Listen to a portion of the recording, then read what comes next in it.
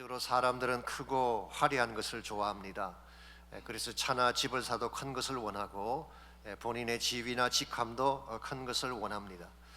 그러나 외형적인 형태만 가지고 크다, 위대하다고 평가할 수가 있을까요? 아닙니다. 외형보다 더 중요한 것이 그것이 담고 있는 내적 가치입니다. 남북 전쟁이 끝나갈 무렵인 1863년 11월 19일 펜실베니아의 게티스버그라는 곳에서 전몰 장병들을 위한 국립묘지 헌당식이 있었습니다. 아시겠지만 게티스버그라고 하는 이 지역은 남북 전쟁 중에 가장 치열한 전투가 일어난 곳이죠. 북군이 2만 3천 명이 전사하고 남군 2만 명이 숨질 정도로 피비린내 나는 그런 전투의 현장이었습니다. 이 전쟁을 계기로 북군이 승리를 하게 됩니다마는 그곳에서 전몰 장병들을 위한 기념 행사가 벌어진 것입니다. 그때 그 기념식의 메인 스피커는 에드워드 에브렛이라고 하는 상원 의원이었습니다. 그는 장장 2시간에 걸쳐서 그야말로 웅변적인 연설을 했습니다. 13,607자나 되는 긴 연설문이었습니다. 그리고 그 뒤를 이어서 그 당시 대통령이었던 에이브러함 링컨이 나와서 인사말을 했습니다. 너무 짧았어요. Too short, just a few minutes. 몇 분 만에 끝나는 짧은 연설이었습니다. 전체 연설문이 10문장밖에 안 됐대. 10 sentences. 그리고 글자 수로는 271자밖에 안 되었습니다. 짧게 끝나고 말았어요. 그것을 들은 대다수의 사람들이 실망을 표했습니다. 기자들은 아니 이 중요한 자리에서 겨우 그것이 연설의 전부란 말입니까? 라고 불평을 했고 단상에 앉아있던 명사들도 한결같이 실망을 표현했습니다. 심지어 워싱턴으로 돌아오는 기차 안에서 링컨의 보좌관들조차도 누구 하나 그 연설에 대해 칭찬하는 자가 없었습니다. 그랬는데요, 그 최악의 연설문이라고 혹평을 했던 그 연설이 무엇인지 아십니까? 그 유명한 문구 That government of the people, by the people, for the people shall not perish라고 하는 그 유명한 게티스버그 연설인 것입니다. 미국의 민주주의 정신을 가장 잘 살린 연설이라고 평가받고 있고 역사상 가장 위대하다고 해서 지금도 인용이 되고 있는 연설입니다. The New York라고 하는 잡지가 있는데요, 그 잡지의 편집자이신 아담 고프닉은 링컨의 연설을 deliberately biblical, 의도적으로 성경적 메시지를 담은 것이다, 그렇게 평가를 했습니다. 성경을 한 구절도 인정하지 않았지만 기가 막히게 성서적 아이디어를 담고 있는 연설이라 그런 뜻입니다. 실제로 링컨은 킹 제임스 바이블을 거의 완전히 숙지하고 있었고 그러므로 그 연설문 곳곳에 성경의 정신이 그대로 반영되어 있었던 것입니다. 여러분, 세상 사람들은 외적인 것, 웅장한 것에 감동을 받는지 모르지만 하나님은 그게 관심이 없습니다. 그 내면 속에 무엇을 가지고 있느냐, 하나님이 기뻐하는 것들이 있느냐, 이걸 가지고 평가를 하는 것입니다. 이런 의미에서 세상이 중요하게 여기는 것과 하나님께서 중요하게 여기는 것이 다르다는 사실을 잘 인정을 해야 됩니다. 여러분과 제가 크리스찬으로서 하나님이 기뻐하는 삶을 살려면 세상이 크게 여기는 일에 참여를 해야 될까요? 하나님이 크게 여기시는 일에 참여를 해야 될까요? 당연히 하나님이 크게 여기시는 일에 동참을 해야 할 것입니다. 그래야지 우리가 인생을 살아도 바로 살 수 있고 남기는 열매가 아름답게 되는 것입니다. 이런 면에서 여러분과 제가 크리스찬으로서 하나님께서 가장 크게 여기시는 일은 과연 무엇이며 그 일에 동참하려면 무엇이 필요할지 오늘 주신 본문을 중심으로 함께 정리해 보려고 합니다. 오늘 같이 읽은 본문에 보시면 하나님께서 크게 여기시는 것과 그 당시 유다 백성들이 크게 여긴 것이 다르다는 사실을 극명하게 보여주는 예 하나가 소개가 되어 있습니다. 오늘 본문의 말씀은 지난주에 이어서 이 5번째 환상에 대한 말씀을 소개하고 있죠. 지난주 설교 내용을 파트 1, 제 첫 번째 부분이라고 이야기한다면 오늘 본문은 그 세컨드 파트라고 할 수가 있겠습니다. 8절을 보시면 여호와의 말씀이 또 내게 임하여 가라사대, 이 두 번째 파트의 말씀을 소개한 것입니다. 그들의 그 내용이 이렇게 기록되어 있습니다. 스룹바벨의 손이 이 성전의 기초를 놓았은즉 그의 손이 또한 그 일을 마치리라 하셨나니 만군의 여호와께서 나를 너에게 보내신 줄을 내가 알리라 하셨느니라. 이것은 스룹바벨에 의해서 성전 건축이 이루어질 것을 예언하는 말씀이라고 할 수가 있죠. 소위 말하는 세컨드 템플, 우리가 이 스룹바벨의 성전이라고 부르는 성전이 시작이 된 것입니다. 첫 성전을 솔로몬이 지었기 때문에 솔로몬 성전이라고 부르는 것처럼 이 두 번째 성전은 스룹바벨이 지었기 때문에 스룹바벨의 성전이라고 일반적으로 부르고 있습니다. 그런데 새롭게 지어지는 성전을 바라보는 유다 백성들 가운데는 이것을 하찮은 사건으로 여기는 분들이 있었던 것 같습니다. 그래서 10절을 보시면 하나님께서 이와 같이 책망조로 말씀을 하십니다. 작은 일의 날이라고 멸시하는 자가 누구냐? 사람들이 스룹바벨의 손에 다림줄이 있음을 보고 기뻐하리라. 일곱은 온 세상에 두루다니는 여호와의 눈이라 하니라. 여기 보게 되면 누가 감히 이 성전 건축의 사건을 작은 일이라고 여기느냐, 그렇게 하나님께서 책망하고 계시죠. 자, 유다 백성들이 왜 이 사건을 작게 여겼을까요? 여러 가지 이유가 있을 것입니다만 그 중에 가장 큰 이유는 아마도 스룹바벨의 성전과 솔로몬의 성전을 비교했기 때문일 가능성이 많습니다. 사실 새로 짓는 성전을 인간적인 시각에서 본다면 초라하고 미약했을 가능성이 많죠. 이 포로에서 귀환한 사람들이 마음을 모아서 짓는다고 하지만 그 옛날 솔로몬이 지었던 그 큰 성전과 어떻게 비교할 수가 있겠습니까? 역대상 22장에 보시면은 다윗이 솔로몬의 성전 건축을 위해 준비해 두었던 자원이 다음과 같이 소개가 되어 있습니다. 금이 10만 달란트, 이게 3,400톤입니다. 은 100만 달란트, 놋과 철은 살 수 없을 정도로 많았다고 합니다. 돈으로 환산을 하면 90억 드라크마에 해당한대요. 한국 돈으로 바꾸면은 2,700조에 해당하는 금액이라고 합니다.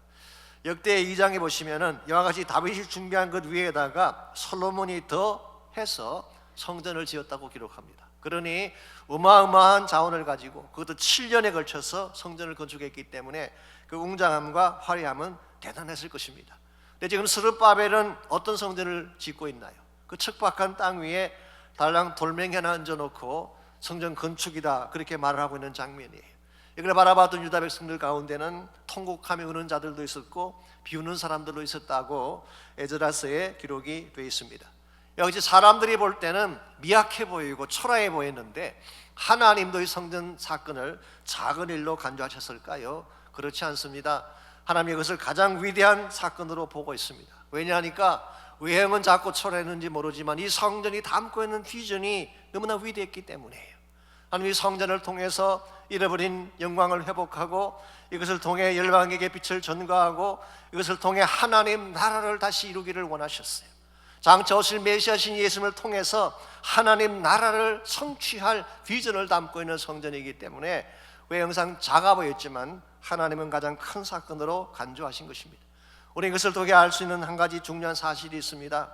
하나님이 크게 생각하시는 것과 세상이 크게 생각하는 것이 다르다는 사실을. 오늘날도 세상은 화려한 것을 좋아하고 외적인 크기에 따라서 가치를 결정을 합니다. 그러나 하나님은 거기에 관심이 없어요. 내면적으로 무엇을 담고 있느냐, 영적으로 무엇을 수여하고 있느냐, 이것을 소중하게 여기시는 것입니다. 하나님의 관심사는 이 땅에 큰 제국을 건설하고 무력으로 세상을 지배하는 것이 아니라 하나님 나라를 세우는 것입니다. 진리와 빛과 사랑의 복음을 통해 온 세계 열방 사람들에게 복음의 아름다움을 전파하고 평화를 전가하고 참된 생명과 기쁨을 나누는 것, 이게 하나님의 비전이었어요. 예수님께서 장차 오시게 되면 주님을 통해 이룩하실 하나님 나라 비전은 이와 같은 것입니다. 여러분, 그 사실을 바로 알고 하나님이 소중하게 여기는 하나님 나라 비전이 내 인생의 최대 가치가 되고 그게 내 인생을 투자할 때에 여러분의 삶이 아름답게 진행될 수가 있는 것입니다. 사실 오늘날 많은 사람들이 성탄을 지키고 있고 성탄을 큰 사건으로 보고 있습니다만은 제가 어떤 자료를 보았더니 미국 사람 중에 10명 중 6명이 다 성탄을 지킨대요. 이건 교회 다니는 사람 이야기가 아닙니다. 난 크리스찬 중에서도 10명 중 6명이 성탄절을 다 지킨다고 합니다. 심지어 홍콩이나 일본 같은 나라에서도 성탄절이 되면 크리스마스 추리를 만들고 장식을 만들고 크리스마스 절기를 지킨다고 합니다. 사실 오늘날 성탄절만큼 큰 절기가 어디 있겠어요. 그런데 여러분, 과연 2000년 전에도 성탄 사건이 그토록 중요한 사건이었을까요? I don't think so. 제가 언젠가 최효섭 박사님이 쓴 책을 보니까요, 그분은 우리 감리교회 원로 목사님이시고 아동문학가이기도 하고 저술가이기도 하시죠. 이분이 이런 재미있는 질문을 던진 걸 제가 보았습니다. 만일 주전 4세기 4년경에 BC 4년입니다 팔레스타인 지역에서 발간되는 신문이 있었다면 그 신문의 첫 페이지를 장식하는 토픽이 무엇이었을까라는 질문을 던졌어요. 아마도 헤롯 왕의 마사다 별장 준공 소식 같은 것이 아닐까요? 혹은 시저 아거스투스가 텍스를 올린다는 소식 같은 것, 사두개파가 산헤드린을 장악했다는 소식 같은 것, 메이비 대리대장 가야바가 스캔들을 일으키다는 소식, 아마 이와 같은 것들이 그 당시 만일 신문이 있었다면 제1면을 장식했을 것입니다. 그러나 과연 어떤 신문에서 베들레헴에서 태어난 한 아기에 대해서 보다는 신문이 있었을까요? 없었을 것이라는 것입니다. 가난한 집의 아들이었고 말구에서 태어난 초라한 아기에게 누가 관심을 쏟겠습니까? 예수님이 이 땅에 오셨을 그 당시에는 누구도 예수의 오심에 대해서 관심도 쏟지 않았고 케어하지 않았습니다. 너무나 작게 보였기 때문에 그런 것입니다. 그러나 과연 하나님에게도 성탄의 사건이 그렇게 작은 사건이었을까요? 결코 그렇지 않습니다. 하나님 나라에 있어서, 하나님의 구속 역사에 있어서 가장 위대한 사건, 가장 큰 사건이 예수님께서 오신 사건이었어요. 그러니까 주님이 오심으로 말미암아 인류 역사의 방향이 바뀌어지게 되고 하나님 나라가 시작되었기 때문에 그렇습니다. 그래서 누가복음 2장 10절에 보시면은 천사가 목자들에게 나타나 아기의 탄생을 전파할 때에 어떤 뉴스라고 소개를 했나요? 큰 기쁨의 좋은 소식, Good news of great joy, 큰 기쁨의 좋은 소식. 이게 great라고 번역한 헬라어가 메갈렌, 메가스라는 단어입니다. 여기서 나온 영어가 메가톤이라는 단어가 여기서 나왔어요. 세상 사람들은 2000년 전에 성탄 사건을 하찮은 사건으로 여겼는지 모르지만 하나님 나라에서는 메가톤급 뉴스였다, 그런 뜻이에요. 여러분의 관심사는 과연 어디에 있습니까? 하나님 나라에 있나요? 세상에 있나요? 세상 사람들이 크게 여기는 것이 여러분의 관심사가 된다면 세상을 따라 살 수밖에 없습니다. 그러면 하나님 나라가 가장 큰 사건이 된다면 하나님 나라를 위해 살게 되고 그 결과 여러분의 삶의 열매가 가장 아름답고 영원한 가치로 남게 되는 것입니다. 여러분과 저 예수님을 믿는 사람으로서 하나님 나라에 큰 가치를 두고 이 하나님 나라를 위해 쓰임 받으려면 과연 무엇이 필요할까요? 오늘 본문에 보시면은 스룹바벨이 하나님 나라를 위해 이 성전 건축을 할 수 있었던 몇 가지 비결이 소개되어 있는데요. 이 비결을 함께 정리함으로써 하나님 나라를 위해 쓰임 받으려면 꼭 필요한 것이 무엇인지를 함께 나누려고 합니다. 첫 번째로 하나님 나라와 그 영광을 위해 쓰임 받으려면 은혜에 대한 인식이 필요합니다. 하나님의 은혜를 바르게 인식하고 그 은혜를 따라 살 수 있어야지 하나님 나라 일을 할 수 있다, 그런 말입니다. 이 스룹바벨의 케이스를 다시 보시게 되면요, 그가 성전 건축을 하는 데 있어서 필요했던 것들이 많았을 것입니다. 재정이 필요하지 않았겠습니까? 공사 도구가 필요했을 것입니다. 아마 건물을 지을 사람도 필요했을 것입니다. 그런데 이 모든 것을 다 갖추어도 무엇이 없으면 성전 건축을 할 수 없었을까요? 오늘 성경은 그것을 하나님의 은혜라고 말하고 있습니다.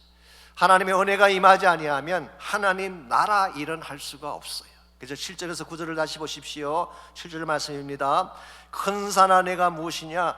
내가 스룹바벨 앞에서 평지가 되리라. 그가 머릿돌을 내놓을 때에 무리가 외치기를 은총 은총이 그에게 있을지어다 하리라 하셨고, 이 스룹바벨이 성전 건축을 시작할 때에 머릿돌을 놓을 때에 모든 백성들이 함께 모여서 은총 은총이 있을지어다 라는 것을 선포했다는 것입니다. 여기 은총으로 번역한 히브리 말이 hand이라는 단어인데요, favor 혹은 grace 그렇게 번역할 수 있는 단어입니다. 이 하나님이 베푸시는 특별한 배려를 말하는 것입니다.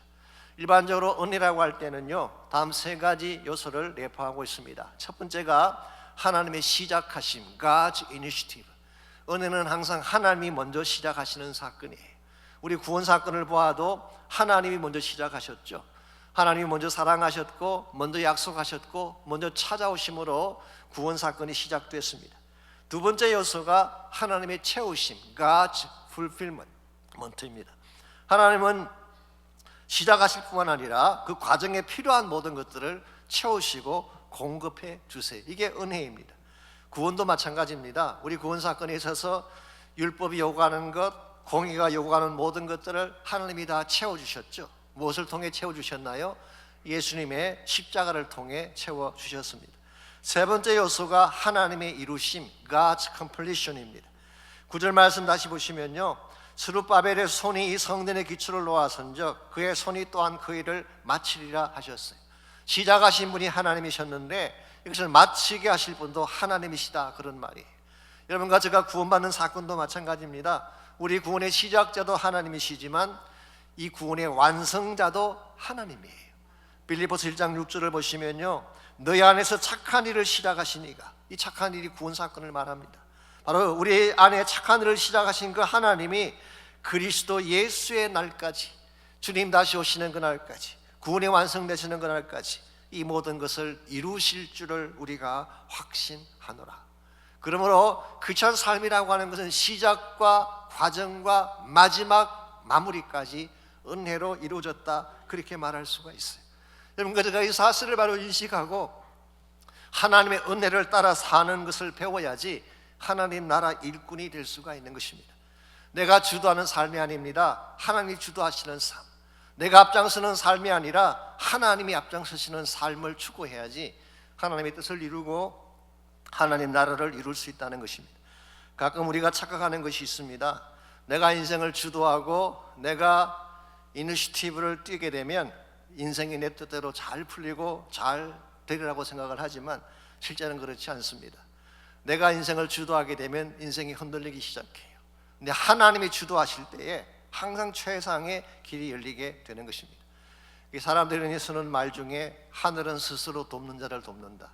원래 미국 사람들이 이 말을 했을 때는 하나님은 스스로 돕는 자를 돕는다, 그런 뜻이에요. God helps those who help themselves. 자기 자신을 돕는 자를 하나님이 돕는다, 이제 그런 뜻인데요. 이 말이 성경에서 나온 말일까요? 그렇게 착각하시는 분들이 많이 계십니다만은 성경에는 그런 말이 나오지 않습니다. 이 말은 사실은 1600년대에 영국의 정치가인 그 엘즈러 론 시던이라고 하는 정치가가 처음 이 말을 사용을 했다고 합니다. 미국에서는 벤자민 프랭클린이 이 말을 인용함으로써 이 말을 유행시킨 케이스가 됐습니다만은, 이 하나님은 스스로 돕는 자를 돕는다, 이 말의 핵심이 뭔지 아십니까? 인간이 먼저 이니시티브를 띄면 그 다음 하나님이 도와주신다, 그런 뜻이에요. 인간이 주체가 되면, 내가 먼저 주체가 돼서 모든 일을 개척해 나가면 그때 하나님이 나를 도와주신다, 그런 뜻이에요.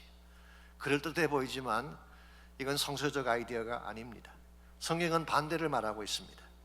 인간이 앞서가는 것이 아니라 하나님이 앞서가는 삶이 될 때, 그때 참된 역사가 일어나고 하나님의 은혜가 주어진다는 뜻이에요. 그래서 빌리 그레이엄 목사님은 오래전에 이 말씀을 좀 수정해서 이렇게 표현하신 적이 있습니다. God helps those who are helpless. 본인 스스로가 아무것도 할 수 없는 무기력한 자라는 것을 인정할 때, 나는 무능력합니다, 내가 할 수 있는 일은 아무것도 없습니다 라고 선포하는 자를 하나님이 도와주신다, 그런 뜻이에요. 오늘 여러분과 저의 삶 가운데에 하나님이 주도하는 삶이 있고 내가 주도하는 삶이 있습니다. 어느 삶이 더 값지고 어느 삶이 더 아름답고 어느 삶이 더 파워풀할까요? 하나님이 주도하시는 삶이에요. 하나님이 앞장서서 일하게 하시면 하나님이 우리가 감당치 못할 일을 직접 이루어 주세요. 그 좋은 예가 다윗의 케이스입니다. 다윗이 골리앗 앞에 섰을 때에 물맷돌 한 개를 들고 섰습니다. 이길 확률이 얼마나 될까요? 사실은 거의 없습니다. 이 물맷돌이 이마에 맞아야 되는데요, 그 물맷돌이 그 먼 거리에 있는 골리앗의 이마를 맞출 확률은 0.01%도 안 된다고 합니다. 그런데 어떻게 됐나요? 정확하게 골리앗의 맞박을 때렸잖아요. 이 말을 그냥 명중을 했잖아요. 이걸 우리는 기적이라고 말을 하는데요, 사실은 기적이 아니라 하나님의 은혜예요. 모든 기적 뒤에는 하나님의 은혜가 있습니다. 하나님이 앞장서 행하시면 기적이 일어나는 것입니다. 반대의 케이스도 성경에 나옵니다. 다니엘의 세 친구가 사드락과 메삭과 아벳느고가 7배나 뜨거운 풀무 속에 던져졌습니다. 이 풀무라고 하는 것은 용광로를 말합니다. 이 쇠를 녹이는 용광로가 얼마나 뜨겁겠어요. 자, 이 세 사람이 그 용광로 속에 던져졌는데 죽을 확률이 몇 프로일까요? 100%입니다. 다 죽는 거예요. 그런데 머리털 하나 상하지 않고 살아나왔어요. 이것을 우리는 은혜라고 부르는 것입니다. 오늘 여러분과 제 삶 가운데에 내가 앞서가는 것이 아니라 하나님 앞서가게 하면 문제될 게 없어요. 하나님이 다 풀어주시고 해결해 주시기 때문에.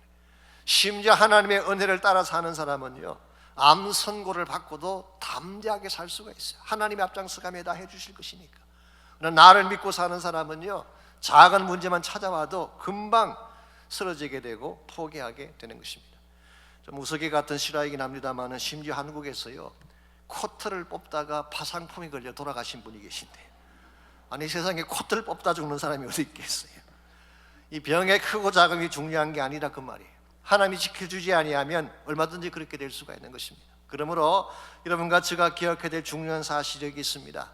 세상이 보장해 주는 삶, 내가 보장하는 삶이 잘 사는 인생이 아니라 하나님이 보장해 주시는 삶이 진짜인 줄 믿습니다. 그러면 여러분과 제가 하나님을 앞세우고 은혜를 앞세우고 하나님을 따라가는 인생을 살게 되면 여러분의 인생이 바르게 진행이 되고 하나님 백성다운 열매를 맺을 수가 있는 것입니다. 이와 같이 하나님 나라 위에 쓰임받으면 1차적으로 은혜가 무엇인지를 인식하고 은혜를 따라 살아야 돼요. 두 번째로 필요한 것이 광명의 역할을 해야 합니다. 하나님 여러분과 저를 이 땅에 두신 목적은 빛을 발하는 삶을 살라고 부르신 것입니다. 크리스찬이 빛의 사명을 하지 못하면 이 땅에 존재할 가치가 없어지는 것입니다. 그래서 10절 말씀 하반부를 보십시오.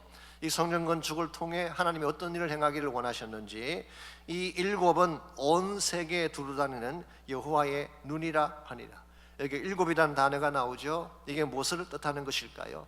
사실 여러 가지 많은 해석이 있긴 합니다만은 제 개인적으로는요, 이 성전 안에 만들게 하신 일곱 등잔을 의미한다고 저는 봅니다. 이게 일곱 금초대, seven lights죠. 일곱 개의 등잔 혹은 일곱 금초대를 말하는 것입니다. 하나님의 성전의 완공과 함께 이 성소 안에 있는 이 일곱 등잔에 불을 붙여서 이 등불이 온 땅을 밝히게 할 계획을 말씀하고 있는 것입니다. 그래서 이 일곱이 온 세상을 두루다니는 여호와의 눈이라고 표현한 것이에요. 이걸 설명하면 이런 뜻입니다. 이 일곱 등잔이 마치 하나님의 눈처럼 세상의 곳곳을 두루 살피게 하신다. The Message Bible이 이것을 이렇게 번역을 해놓았어요. 마치 설치라이트처럼 어두운 세상의 구석구석을 비춘다, 그렇게 해석을 했습니다. 이게 하나님께서 이 성전 건축을 통해 이루기를 원하셨던 또 하나의 중요한 일이었습니다. 세상을 밝히는 사역, 어두운 구석구석에 빛을 들어가게 해서 그 땅을 밝게 하는 사역, 이게 바로 성전을 통해 이루기를 원하시는 하나님의 목적이었어요. 이와 같은 역할, 이와 같은 하나님의 목적이 오늘날 누구를 통해 성취되는 것이 가능할까요? 오늘 본문이 말씀하고 있는 일곱 촛대는 지난주에 소개해드린 것처럼 교회를 말하는 것입니다. 교회를 통해 하나님은 빛의 괄하기를 원하세요. 여러분과 제 삶을 통해서 여러분과 제 삶이 광명의 삶을 삶으로써 이 shining, 세상을 밝히는 삶을 살아감으로써 이 땅 구석구석 가운데 빛을 전파하고 어두움을 밝음으로 바꿔주는 것, 이게 하나님 여러분과 제게 주신 역할이라고 할 수가 있습니다. 사실은 예수님께서 이 땅에 오신 목적도 이것이죠. 성탄의 목적은 빛을 밝히기 위해 오신 사건이에요. 오늘 이 성탄이 진실한 의미에서 성탄 사건이 되기를 원한다면 예수님의 빛이 온 땅 끝까지 전파되어져야지 그게 성탄이 되는 것입니다. 사실 성경을 보시게 되면요, 이 성탄의 빛은 유대인들의 주류 사회에 먼저 비치지 아니하고 변방에 먼저 비친 사실을 성경이 소개를 하고 있습니다. 예컨대 예수님께서 탄생하신 곳이 어디였나요? 예루살렘 성안이 아니었습니다. 귀족들이 모여 살던 왕궁관도 아니고 베들레헴 외곽에 있는 마국간이었어요. It was a marginal place. 외진 곳, 소외된 곳, 혹은 변방이라고 말할 수 있는 장소였어요. 성탄 소식을 가장 먼저 들었던 사람들이 누구였나요? 천사를 통해서 가장 먼저 들었던 사람들은 대제사장도 아니고 종교 귀족들이 아니었어요. 들판에서 양을 치고 있던 목자들이었어요. 그 당시 목자라는 직은 가장 천한 직업을 대표합니다. 오죽했으면 법정에 설 때 목자들은 정언자로 세울 자격을 주지 않아요. 그 정도로 가치가 없는 무리들. 그러므로 목자들은 they were marginal people group, 변방의 사람들이라고 할 수가 있습니다. 성탄의 빛을 보고 예수님을 경배하기 위해 달려왔던 사람들이 누구였나요? 유대인이 아니었습니다. 먼 동방에서 온 사람들. 아마도 페르시아 지역일 것입니다. 우리 흔히 말하는 동방 박사들이죠. 그들은 이방인들이었어요. They were outsiders. 내부 안에 있는 자들이 아니라 바깥에 있는 사람들이었어요. 이와 같이 성탄의 빛은 놀랍게도 유대 중심부가 아닌 변방에 비친 빛이라는 사실을 성경은 밝히고 있습니다. 이사야 9장 2절은 이것을 이렇게 설명하고 있습니다. 흑암행하던 백성이 큰 빛을 보고 사망의 그늘진 땅에 거주하던 자에게 빛이 비치더라. 흑암행하던 백성이 누구를 말할까요? 이방인들을 말하는 것입니다.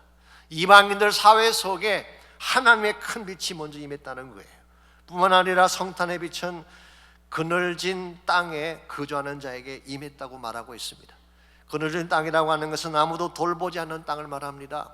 누구도 관심 갖지 않는 소외된 지역을 말하는 것입니다. 사람들의 눈으로 보기에 너무나 보잘것없고 가치 없어 보이기 때문에 아무도 케어하지 않는 지역을 오늘 성경은 그늘진 땅이라고 말하고 있습니다. 그런데 성탄의 빛은 그들 가운데 임해야 된다는 거예요. 오늘 여러분과 제가 성탄을 바르게 지키기를 원한다면 하나님이 소중히 여기는 그 그늘진 곳을 여러분이 기억해야 돼요. 우리는 항상 밝은 곳, 세상 사람들이 모이는 곳만 좋아하지만요, 하나님의 관심사는 그늘진 곳이에요. 소외된 곳이에요. 아무도 케어하지 않는 사람들이에요. 다 가치 없다고 돌보지 않는 사람들이 하나님의 큰 사람들, 하나님의 큰 관심사라는 사실을 기억할 필요가 있어요. 오늘 예수님께서는 이와 같은 그늘진 곳에 아직도 복음을 듣지 못하든지 사랑을 받지 못한 사람들이 무수히 많은 사실을 보며 maybe 주님이 울고 계신지도 모르겠어요. 여러분 잠깐 화면에 있는 사진 한번 보실까요? 좀 부담스럽긴 하지만요, 제가 어저께 야후 뉴스를 보다가 뉴스에 소개된 사진이 있어서 그걸 픽업해 왔습니다. 아프가니스탄에 있는 11살 난 루키아라고 하는 소년의 사진입니다. 미군이 아프간을 철군한 지 4개월밖에 안 됐는데요, 지금 아프가니스탄에서 벌어지고 있는 현실을 극명하게 보여주는 사진 중에 하나입니다. 뉴욕타임즈에 의하면 아프간 인구의 절반이 넘는 약 2280만 명이 기아 상태에 처해 있대.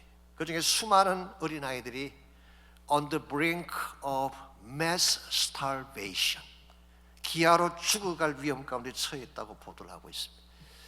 여러분과 제가 편안한 곳에서 케이크를 자르며 파티를 즐기는 동안에도 그늘진 곳에서는 저렇게 수많은 사람들이 죽어가고 있습니다. 우리에게는 무관심한 대상인지 모르지만 주님에게는 큰 존재들이에요.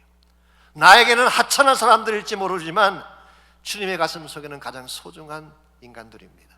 여러분과 제가 이 사실을 바로 알고 참으로 그늘진 곳, 외진 곳에까지도 사랑의 복음을 전가하고 복음의 빛을 전해줄 때에 주님의 눈물도 사라지게 될 줄 믿습니다. 그러므로 우리는 성탄이 참으로 성탄되게 하기 위해서는 먼저 하나님의 은혜를 알아야 돼요. 여러분과 제가 은혜를 따라 사는 법을 배울 때에 성탄을 성탄되게 만들고 하나님 나라를 만들어 갈 수가 있는 것입니다. 두 번째는 우리의 역할 자체가 어둠을 밝히고 빛을 전하는 샤이닝, 광명의 역할을 감당을 해야 됩니다. 마지막 세 번째로 하나님 나라와 그 영광을 위해 사용되려면 능력의 연결이 필요합니다. 하나님 나라에는 우리 힘만으로 이룰 수가 없잖아요. 그러므로 바른 능력에 연결되어져야만 지속적으로 이 사명을 감당할 수가 있는 것입니다. 11절에서 14절까지를 보게 되면요, 두 감람나무에 대한 영적인 해석이 자세하게 소개가 되어 있습니다. 먼저 11절과 12절을 보겠습니다. 내가 그에게 물어 이르되 등잔대 좌우와 두 감람나무는 무슨 뜻이니까 하고 다시 그에게 물어 이르되 금기름을 헐리는 두 금관 옆에 있는 이 두 감람나무 두 가지는 무슨 뜻입니까? 라고 질문을 했어요. 솔직히 우리말 성경 번역을 보게 되면 이 금기름을 흘러나오게 하는 것이 무엇인지가 분명하지 않습니다. 이 pouring out golden oil, 이 금기름을 pouring out 하는 것이 어디서 나오는지가 분명하지가 않아요. 두 금관인지 두 감람나무인지 분명하지가 않는데요, 영어 성경은 분명하게 해석을 잘하고 있어요. New Living Translation입니다. Two olive branches that pour out golden oil through two gold tubes. 그러므로 두 개의 금관이 이 금기름을 쏟아내는 곳이 아니에요. 그건 통로입니다. 이 금기름의 원천은 어디냐고 하면 감람나무 가지예요. 감람나무 가지로부터 pouring out golden oil, 금기름이 흘러나온다라고 오늘 성경은 밝히고 있습니다. 여기서 말하는 두 감람나무가 무엇을 의미할까요? 지난주에 잠깐 말씀드린 것처럼 역사적으로는 스룹바벨과 여호수아를 지칭할 가능성이 많습니다. 스룹바벨은 총독이었죠. 통치자입니다. 그리고 여호수아는 대제사장이었죠. 그러므로 이 통치자 모습과 priestly figure, 이 제사장적 인물, 이 두 인물을 상징하는 것으로 보았습니다. 그러나 궁극적으로는 이 두 감람나무가 장차 오실 예수 그리스도를 의미하는 것입니다. 제가 이렇게 말씀드리면, 아니 목사님, 나무가 두 개인데 예수님 한 분이시잖아요. 아마 그렇게 반문하실 분이 계실지 모르겠어요. 실제로 중간 시대에 기록된 문헌들을 보면요, 외경이나 가경들이 많이 기록됐잖아요. 거기 보게 되면 오실 메시아를 두 가지 종류로 소개하고 있어요.